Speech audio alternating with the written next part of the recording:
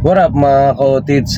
Good morning. This is me again, your Tito Pachi. Siyempre, dito na naman ang otits para kamustahin kayo, no? Another day, another Tito advice, siyempre, para kay Tito Pachi. Pero bagong lahat, today is Wednesday, so good morning. Papasok na naman ang Tito Pachi sa trabaho, no? Kayo, mag-iingat palagi mga ka-otits and mga kasisi out there sa mga lakad nyo at mga importanteng bagay na gagawin nyo ngayong araw na to. At syempre, ang Tito Pachi may isang katanungan lang naman sa inyo ngayong araw.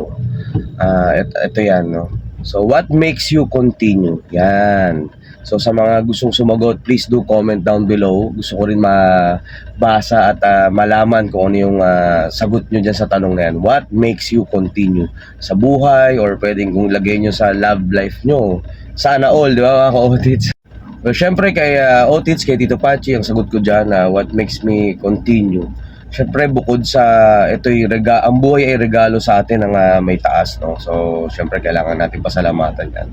At the same time, syempre what makes me continue of course, sabi ko nga sa inyo on my previous episode, I do have my son, my own son. So yeah, yun yung isa sa pinakamalaking reason kung bakit kailangan ko i-continue ang buhay. Kasi syempre meron na tayong obligasyon na kailangan kong gampanan, no, para dun sa anak ko. At the same time, syempre gusto ko rin magkaroon ng magandang future na, di ba?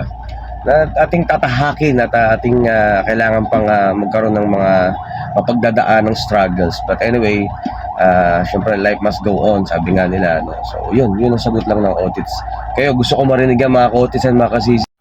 So again, the question is, what makes you continue? So paano? This is me again, your Tito Pachi. Ingat mga ka-otits, ha.